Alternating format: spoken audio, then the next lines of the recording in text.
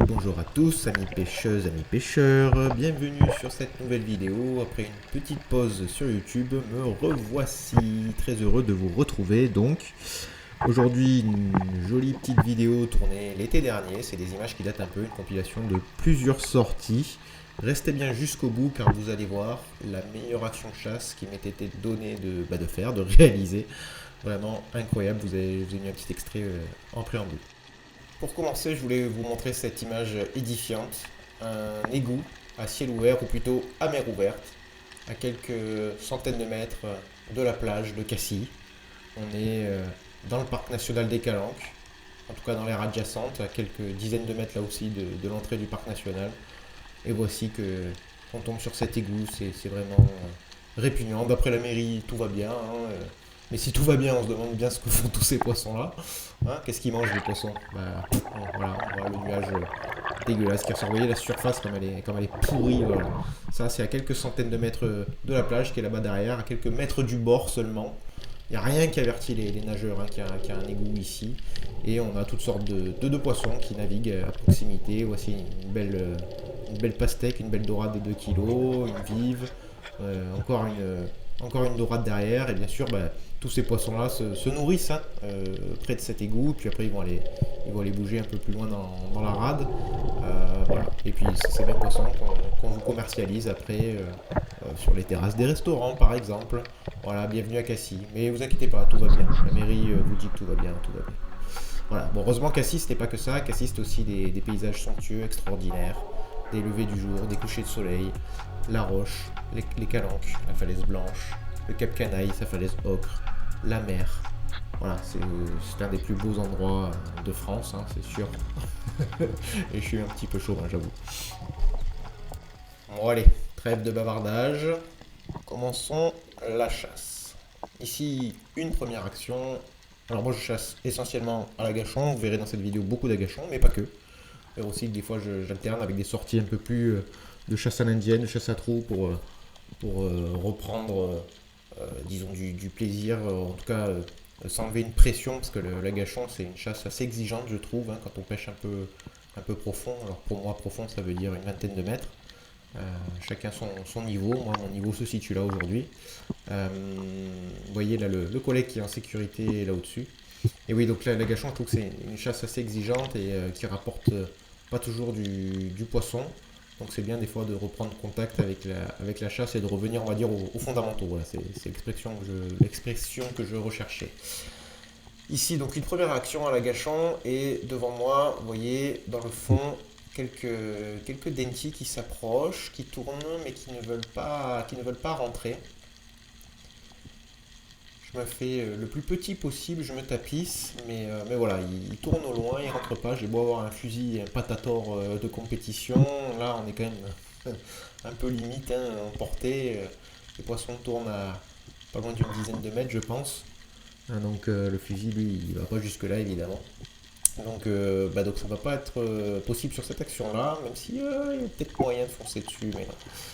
Donc je vais remonter, c'était une des premières apnées, hein, donc une apnée de chauffe. On va reprendre son souffle et puis on va insister sur la zone, on va essayer de faire des dentis.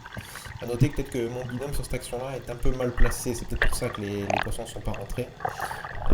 Voilà, il aura peut-être fait un petit peu peur. Les conditions ces jours-là, parce que vous allez voir plusieurs sorties en fait sur ce même spot, donc dans la baie de Cassis. Les conditions étaient assez bonnes. On avait une belle couche d'eau chaude là. C'était même trop chaud. Vous avez vu d'ailleurs la surface que l'eau était un peu trouble comme dans toute la rade. Donc voilà, de l'eau. Là un petit mérou qui s'est mis à trou. De l'eau vraiment chaude. Pas facile de se faire la sécurité avec de l'eau trouble en surface. Pas très facile de se surveiller.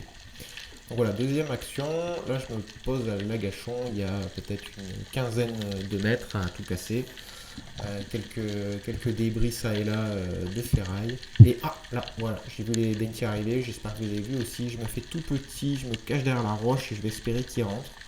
Je reste aux aguets, je regarde autour quand même, voir s'il n'y a pas un autre qui arriverait dans un autre angle, ceux-là sont pas très gros. Mais je vais prendre le tir, ça rentre, oui ça rentre. Ah là ça y est, là, il est rentré dans la zone, je vais pouvoir tirer et déclencher le tir. Parfait. Là vous avez vu un tir à plus de 5-6 mètres peut-être, vraiment lointain. Et le Denty est sur le fil. Enfin, c'est un petit spécimen d'un peu plus d'1 kilo. J'ai, je l'ai pris parce que c'était le premier poisson qui rentrait à portée. Et regardez au ralenti, le tir est chirurgical. Il va rentrer par un œil et sortir par le deuxième œil. Alors j'ai pas bulbé, hein, je l'ai pas pris plein cerveau, ça l'a pas immobilisé, pour autant ça l'a rendu aveugle. Donc il se débat pas des masses et je vais pouvoir le remonter tranquillement et le mettre à mort. Voilà, un beau premier poisson pour cette vidéo, un petit Denty d'un peu plus d'1 kilo.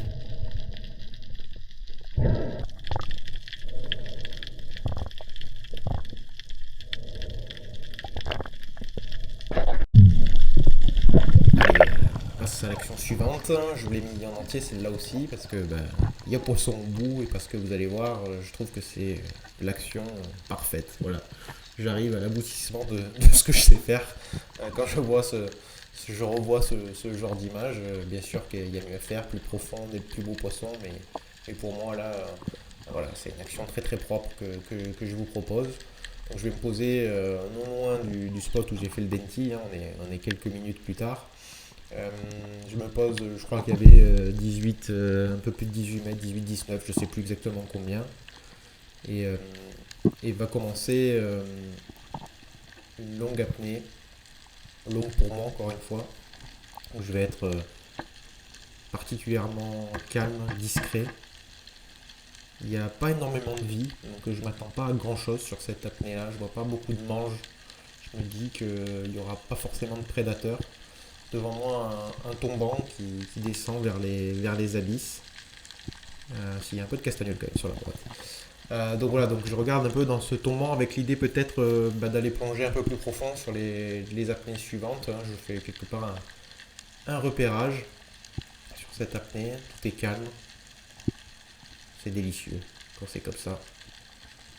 Et puis quelque chose va attirer mon attention sur la droite. Je me tapise, j'ai vu une dorade passer, je vais aller l'intercepter. Je l'ai vu, je pense qu'elle va arriver par là. Non, elle est plus à gauche, je tends le bras. Et je lâche la flèche. Et là aussi, un tir très longue distance. Je précise, donc c'est un pneumatique 140.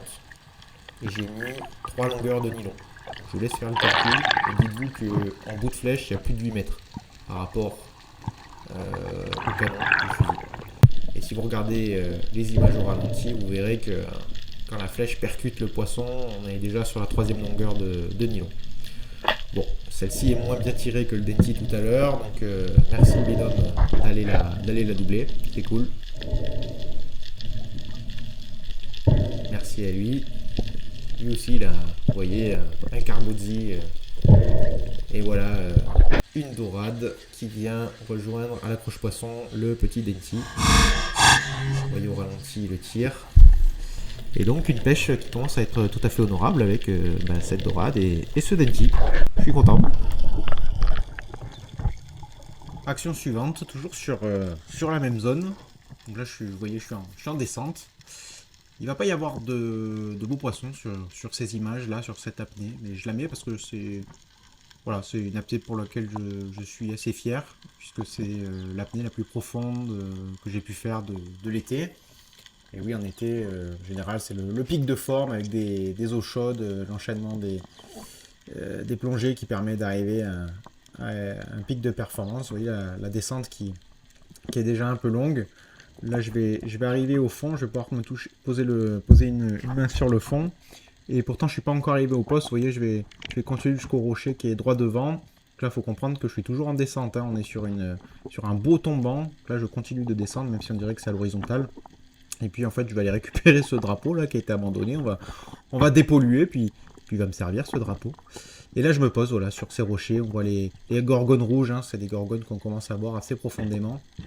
Et voilà, et donc là en fait je suis à moins 28 mètres. Donc c'était ma plus belle apnée de la saison, en poids constant, je précise. Et voilà, quelques dorades grises me viennent, mais bon, trop petites. Et puis en fait c'était pas une apnée pour faire du poisson, c'était plus une apnée plaisir. Et donc je vais pas m'éterniser parce que là on est sur des profondeurs où je suis pas à l'aise, j'ai pas l'habitude de plonger si profond. Et voilà, j'ai commencé à remonter. Vous voyez le tombant dont je vous parlais, qui est très vertical. Et voilà la remontée qui est sans fin. C'est interminable quand on plonge aussi profond avec mon niveau d'apnée. J'ai beau essayer de palmer le plus efficacement possible. La remontée s'éternise.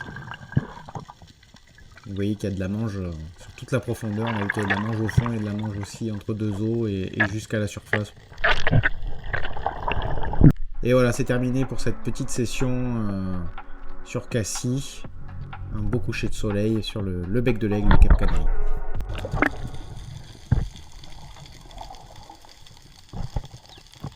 Ah oui, non, j'ai oublié. Dernier petit clip sur cette session à Cassis. Donc toujours sur la même zone. Une apnée où j'ai vu un petit peu de poisson. Et quel poisson! Alors ça rend pas très bien à l'écran, mais en vrai c'est quand même beaucoup mieux. On voit bien mieux les poissons. Une apnée où je vais voir dans un premier temps du mérou là autour de moi, dans les blocs autour de moi. Il y en a un premier là devant.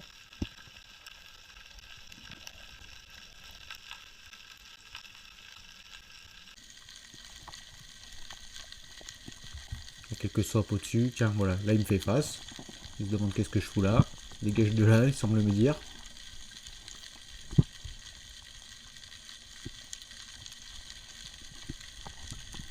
Et puis en observant la mange, on va voir un beau pélagique passer, malheureusement trop loin.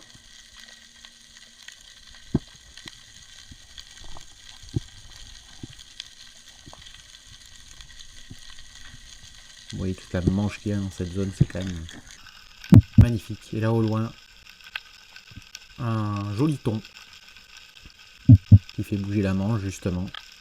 Et qui passe vraiment très loin en limite de visibilité pour la caméra. Alors moi en vrai je l'ai vu bien mieux que ça, mais bon voilà, on pourra pas le filmer mieux et on s'en contentera.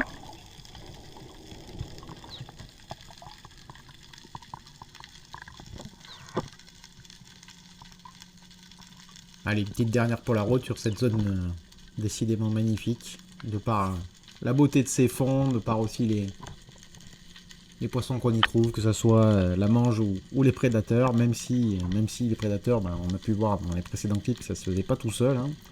Même s'ils sont là, tiens, encore un mérou qui passe au large là-bas, 2 mérous même. Et ça va encore être le cas sur ce clip, où je vais encore voir du prédateur et où je vais pas pouvoir tirer, parce qu'ils vont pas s'approcher, ils vont être fuyants, les dentis, fidèles à leur réputation.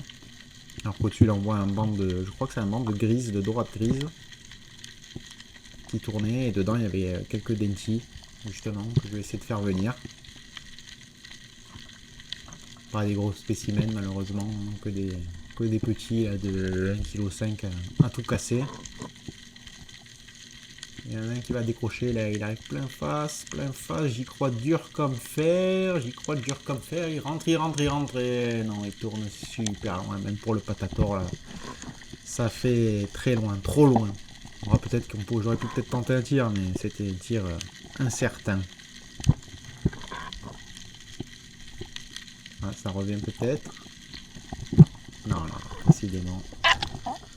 Allez, on rentre à la maison. On a déjà 2 jolis poissons et c'est largement suffisant.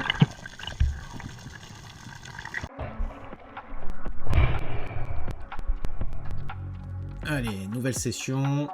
On s'est rapproché de la côte cette fois-ci, sous le Cap Canaille et sa magnifique falaise de ocre qui se reflète dans la mer à cet endroit-là, c'est magnifique. Un premier mérou et une première action à trou où je vais bien merder.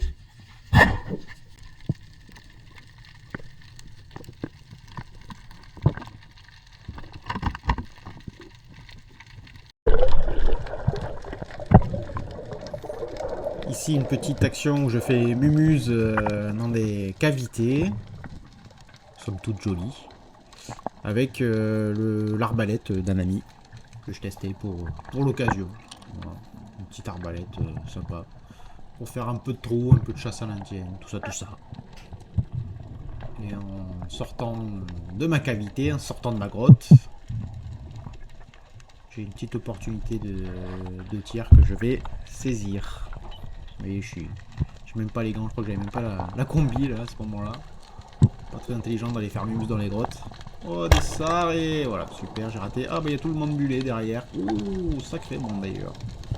Très joli. Bon, pas top le fusil, le collègue.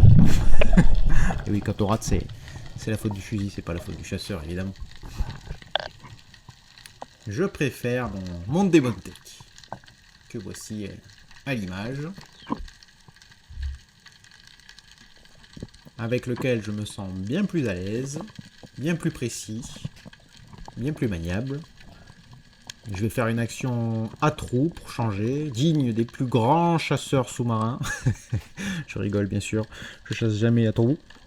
Mais là je suis plutôt content de cette action. Puisque dans la même apnée, je suis à trous à l'envers, complètement à l'envers. Je tire le poisson de l'autre côté. Dans la même action, je vais aller ressortir le poisson, chercher ma flèche.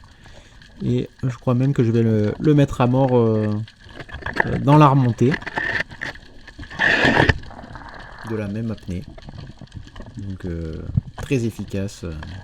Comme on peut voir dans certaines vidéos de chasseurs qui sont bien plus doués que moi. Et qui font de la compétition.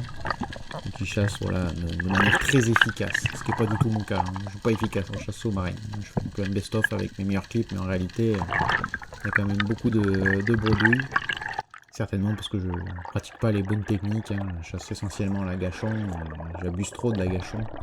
Alors qu'en réalité, ce qui marche le mieux, c'est encore la chasse à l'indienne ou surtout la chasse à trous. Mais on vise pas forcément les mêmes espèces. Voilà. Je dirais que je suis très sélectif. Peut-être trop. Même si là, c'est pas une énorme pièce. Hein. Je vais peut-être parler trop vite. C'est un sard largement maillé, mais pas énorme. Enfin bon, je m'en contenterai. Et une fois n'est pas coutume, de nouveau une action à trous. J'essaye un peu d'innover, de changer, de retourner à l'essentiel. Mais chasser le naturel, il revient au galop, comme on dit. Et mon action à trous se transforme vite en agachon. Voilà, l'agachonneur fou qui peut pas s'en empêcher. Même avec un petit 90 mono sando.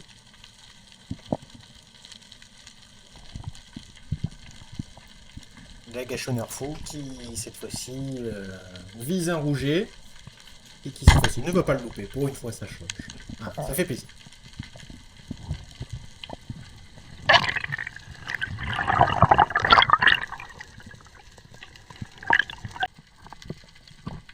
Même si c'est pas ma pêche de prédilection, c'est vrai que ce jour-là, j'ai pris quand même un grand plaisir à retourner à cette pêche à trous, un peu à l'indienne, entre les différents blocs.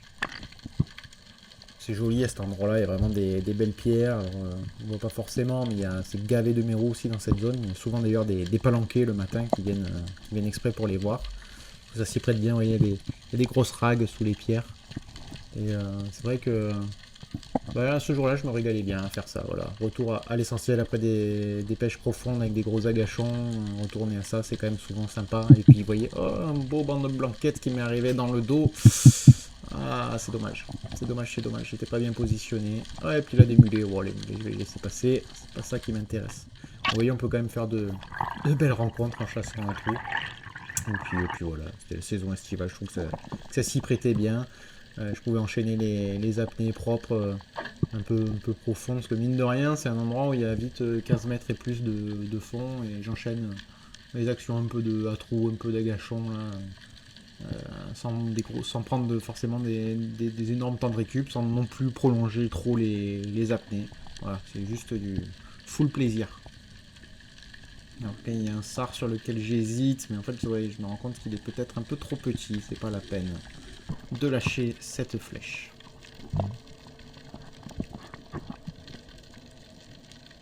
C'est en revisionnant ces images que je me dis que vraiment je devrais en faire plus de ces chasses là, parce que voilà, ça évite les bredouilles et puis c'est quand même vachement ludique, quoi. C'est assez sympa de se balader au fond comme ça. Et comme je disais, voilà, un petit mérou, on l'a vu, des rougets qui me font hésiter, mais le mérou quand même, on va regarder ça de plus près, voilà, il est joli celui-là. Vous voyez, dans ce spot là, il y en a vraiment de partout. Et ben je vais retenter ma chance sur les rougets. J'ai réussi sur le premier, ben je rate sur le deuxième. Voilà, 50-50, 50-50.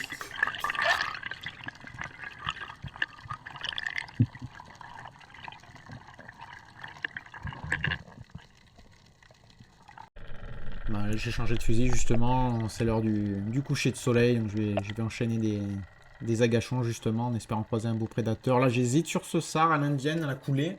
Mais non, trop petit, je lâche pas le tir, je reste sélectif. J'en ai déjà un à la croche poisson, puis un petit rouget. Et vous allez pouvoir nos magnifiques calanques entre Cassis et Marseille. Vraiment magnifique comme spot. Allez, nouvelle session avec le patator. Et oh, j'ai pas le temps de me poser déjà des pélamides qui m'ont foncé dessus. Et oui, c'est souvent comme ça, les pélamides, elles arrivent comme des furies. Des fois, j'ai pas le temps de me poser au fond, qu'elles sont déjà passées, c'est déjà loupé. Mais sur cette apnée, full agachon avec mon patator, mon fidèle patator, ma pêche de prédilection. Hop, voilà un denti qui me passe sur la droite. Alors, je suis mal orienté, le temps de tourner le fusil, c'est trop tard, il s'est barré. Bien joué. Action suivante. Et un joli banc de marbré, capturé seulement en image pour préserver la beauté de ce bal zébré.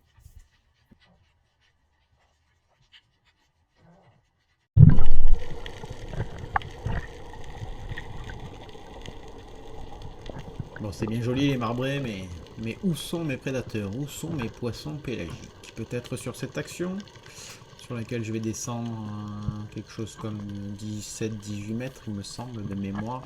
Je connais parfaitement le poste. Je dirais qu'on est dans ces eaux-là, effectivement.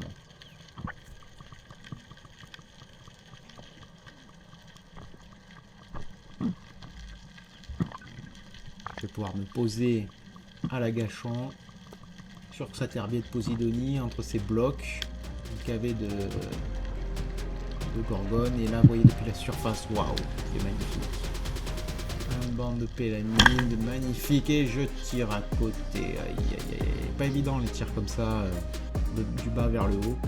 Et ça passe assez rapidement, et puis vous voyez, je l'ai effleuré. C'est raté, il y en a un petit nombre. Bientôt, je vous proposerai une prochaine vidéo justement full pélamide. J'en ai fait quand même pas mal. Et j'ai quelques très belles images à vous montrer dans une prochaine vidéo. Ceci est juste un avant-goût. Restez connectés.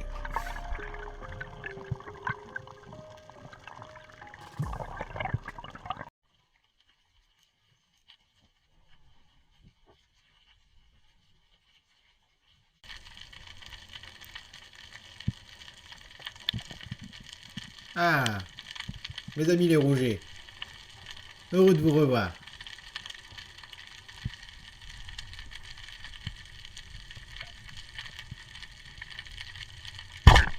Ah ben non, toujours pas. Oui, je crache pas sur un rouget sur mes apnées de chauffe avant de rejoindre mon spot fétiche, même si la plupart du temps, je les rate.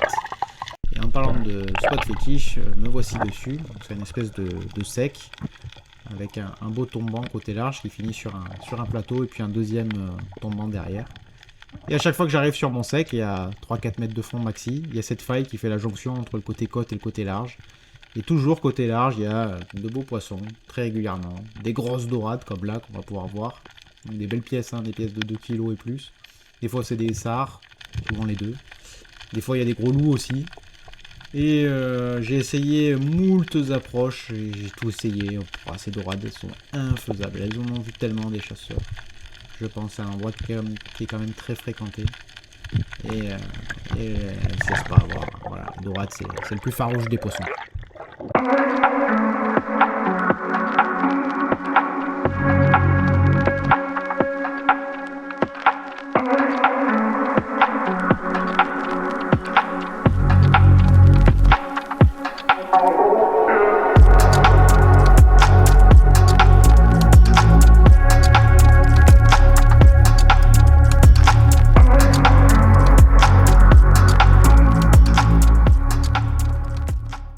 Petite pause dans la baie de Cannes, où j'aurais fait une jolie bredouille, malgré les dauphins, de beaux paysages avec les îles de l'Airain, et ce petit corbe là qui attend gentiment posé sur son caillou. Lui il a vraiment pas peur décidément, ou alors il dort, je sais pas trop. Enfin voilà, bredouille, allez on rentre à la maison.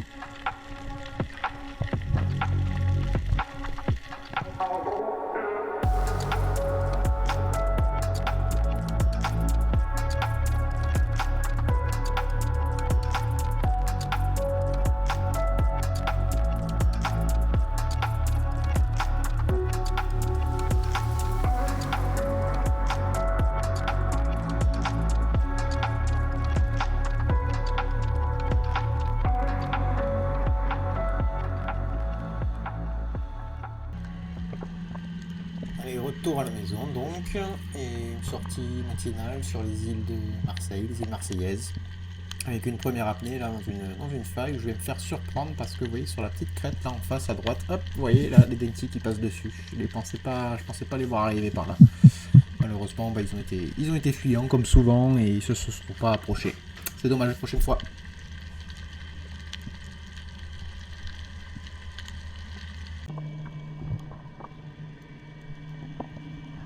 Non loin de la précédente action, je me pose sur une vingtaine de mètres, un peu plus je crois, dans cet herbier de Posidonie, au pied de Madréport.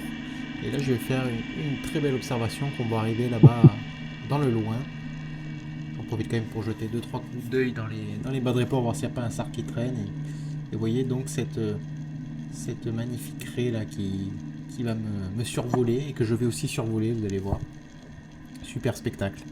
Donc c'est une raie aigle qu'on peut reconnaître assez aisément, en tout cas dans notre région, parce qu'elle a la tête qui dépasse un peu du corps. Je ne sais pas comment l'exprimer autrement, mais voilà, on voit elle a des yeux qui ressortent avec des belles arcades sourcilières, une sorte d'arcade sourcilière. Cette longue queue, et voilà, elle est planante, elle est magnifique.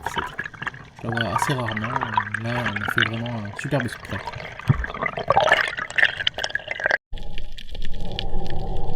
Retour dans la faille dont je vous parlais il y a quelques instants, avec des loups, des dorades souvent qui me jouent des mauvais tours que j'arrive jamais à taper à ce niveau là.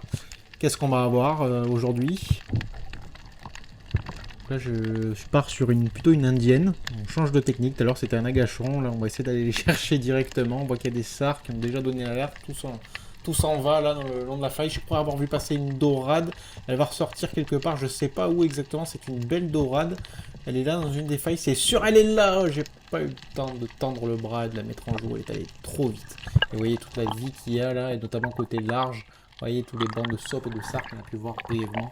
Vraiment un endroit de dingue. Sur cet agachon, au pied de la faille qu'on a pu voir tout à l'heure, un sar me vient à l'agachon, il est de taille respectable, j'aurais pu le tirer, mais je suis pas là pour ça. C'est un endroit où on peut voir du beau prédateur. Tiens, d'ailleurs, en parlant de beau prédateur, voilà un barracuda non loin des précédentes scènes. Mais je laisserai partir celui-là aussi, comme le sar, jugé trop petit. Je préfère me concentrer sur du beau poisson. Et en parlant de beau poisson, sur cette sortie, vous allez voir qu'il va y avoir quelque chose d'assez extraordinaire. Peut-être ma plus belle scène de chasse sous-marine. En chemin sur un agachon, là, je tombe sur cette dorade. Alors je ne suis pas encore posé au fond. J'hésite à déclencher le tir, mais non, je ne le prends pas. Elle était de taille tout à fait correcte. Et je la laisse passer. Et du coup, je vais me rendre sur une autre zone. Et là, je vais me taire pour vous laisser kiffer cette scène.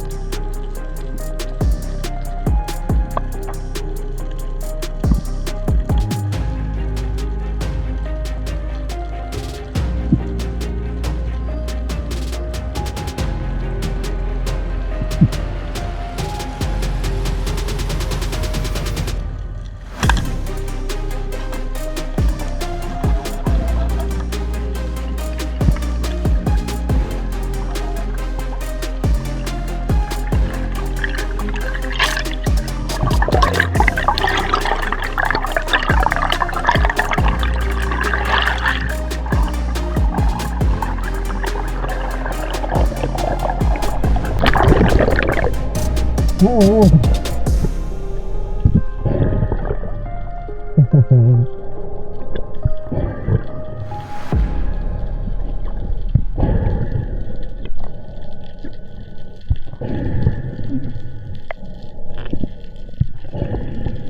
oui, quand je vous disais que c'était une des plus belles scènes qui m'était donnée de faire, ben, vous avez pas menti. J'ai tiré au doublé sur un banc de céréales. Malheureusement, j'en décroche une. Mais bon, on va pas bouder son plaisir. Parce que c'est quand même un poisson, un magnifique poisson là, qui accusera 6 kg 400 sur la balance. Donc, vraiment une action de dingue, j'aurais pu en faire deux. C'était tout calibré dans le banc là, je vous montrer après des ralentis, il y en avait quasiment une centaine dans ce banc, tout calibré là, à 6 kg, 6 kg plus. Et bon voilà, j'aurais pu faire vraiment une action d'exception, mais on se contentera d'une seule sérieux. Au ralenti, donc, vous voyez le banc qui m'arrive par au-dessus depuis la surface. Et du coup, là, j'en vise une, celle qui me semble être la plus grosse à portée de tir. J'attends que ça s'aligne dessus pour lâcher la flèche. Là, il y a une plus petite céréale qui passe devant. Je me dis peut-être avec une chance, il y en aura une troisième derrière. Je tire. Celle que je visais donc au début, la plus grosse, est séchée net. La deuxième est prise dans le dos. Elle est pas si mal tirée. Et là, en fait, ce que je fais, c'est que je fais une grosse erreur. C'est que je bride le poisson. Je veux pas qu'il aille se frotter au fond. Or, j'aurais pu le laisser partir, j'aurais pu desserrer le moulinet déjà pour me sécuriser, parce que là, vous voyez, je lutte contre deux poissons pour monter à la surface, c'est juste ignoble. Et en plus, ça aurait pu éviter de la déchirer, sachant qu'elle avait déjà un boulet au pied, si je puis dire, puisqu'elle était en train de traîner la deuxième qui était déjà séchée net. Voilà, donc depuis ce jour, j'ai pris, oh tiens, joli mérou. J'ai pris la décision de chasser toujours le moulinet desserré quand je chasse avec ce gros fusil. Parce qu'on sait jamais, on peut tomber sur des magnifiques poissons. Ah, et voilà le mérou. Il remonte son museau dans son trou. Jolie observation, on va le laisser tranquille. C'est protégé, hein, évidemment. On ne touche pas au mérou. Alors après, toutes ces grandes émotions, retour aux sources, hein, comme tout à l'heure, un peu plus tôt dans la vidéo, avec une petite session chasse à trous à l'indienne. Ouh là, là, je me suis fait peur avec la bouée. Toujours faire attention avec cette foutue cordelette de bouée là. Surtout quand on pêche à trous un peu profond, dans les cailloux, les machins, on a tendance à se prendre, dans les digues aussi. Et on peut rester bloqué au fond, il faut faire super gaffe. Ouais, du coup, sortie retour aux sources, on part avec un simple 90 pour le sando, chercher un peu de poisson, et hop, voilà, encore raté un rouget pour changer. Ouh, il y en a tout un banc. Bon, ben, dans la zone où on dirait qu'il y a du rouget, on va rester faire un peu de rouget. Hein. On va aller chercher à trous, on va aller chercher sur les cailloux. Et on va se faire une petite chasse comme au début, comme au tout début de la chasse sous-marine. Voilà, encore les rougets.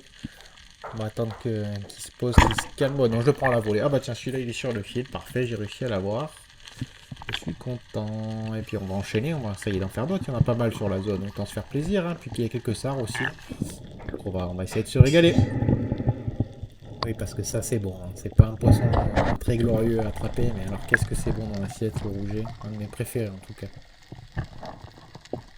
Là, toujours dans la continuité de ma pêche de rouget, une petite descente. Et sur la descente, je vais aller voir, pas une rague, mais je sais pas comment expliquer ça, une infractuosité. Et qui va me permettre de tomber sur un banc de sard à la coulée. Et je vais pouvoir aller en attraper un. Et vous allez voir comment ce harpon est redoutable, ce espuma. Puisque là aussi, boum, c'est chaînette. Plein bulbe. Super. Petit sard. Qui vient compléter la pêche. Pris sur une quinzaine de mètres de mémoire. Et on continue sur les rougets, vous voyez, ils sont posés sur le rocher. N'essaie de pas trop les exciter. On va attendre qu'il ressorte sa tête. J'avance tout doucement dessus. Je tire et c'est raté. J'étais un peu impatient, je pense, sur celui-là. Là, c'est pareil, j'attends que ça se pose à chaque fois. Mais ils sont en train de se nourrir, alors ils sont pas posés, planqués, ils n'ont pas peur de moi. Voilà, celui-là, je l'ai séché. Vous voyez, ils sont pas... D'habitude, quand ils sont effrayés, ils ont tendance à se poser au fond, essayer de se planquer, à s'immobiliser. Là, ils ont pas peur de moi. Ils sont en train de s'alimenter et donc c'est pas évident de les viser puisqu'ils sont en mouvement et puis ils sont tout petits quoi. Donc voilà, pas évident. Mais bon, c'est pas grave, il y en a quand même beaucoup sur la zone, donc ça permet d'en prendre quelques-uns. Je vais pas trop abuser, je vais pas en prendre des dizaines, je vais en prendre juste ce qu'il faut pour manger ce soir-là. Pour compléter le petit sar. Et ah tiens, celui-là il est posé pour le coup, non il s'est barré. Et oui, il y a les autres qui arrivaient en même temps. Je vais me donner l'alerte. On va essayer d'en prendre un à voler. Ah, là j'ai pris le double sando en plus. Souvent je sors le double sando à la tombée de la nuit. Parce qu'on sait jamais, il peut y avoir une belle surprise, un beau prédateur. Et ça va pas empêcher de passer à travers ce rouget qui vient compléter la pêche et la terminer je crois.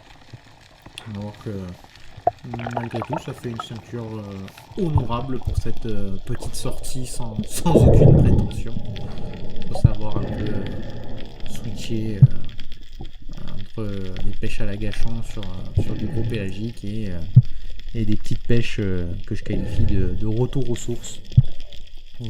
On se fait plaisir, on fait plusieurs tirs sur du petit poisson, mais c'est souvent ça qui remplit le mieux la gamelle.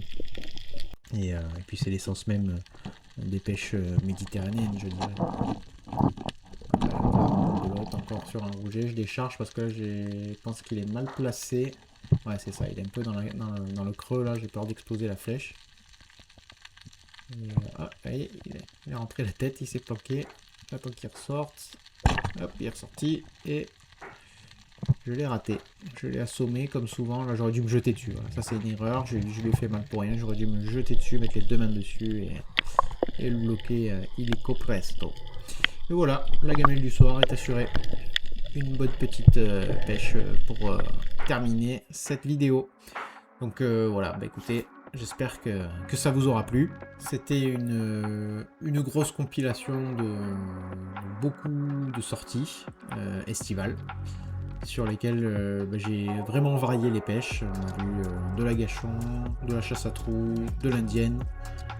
On est allé du petit rouget, du petit poisson de roche jusqu'au pélagique, jusqu'au prédateur, comme on a pu voir avec ce doublé, enfin c'est pas un doublé mais presque, de céréales avec la pélamide, voilà.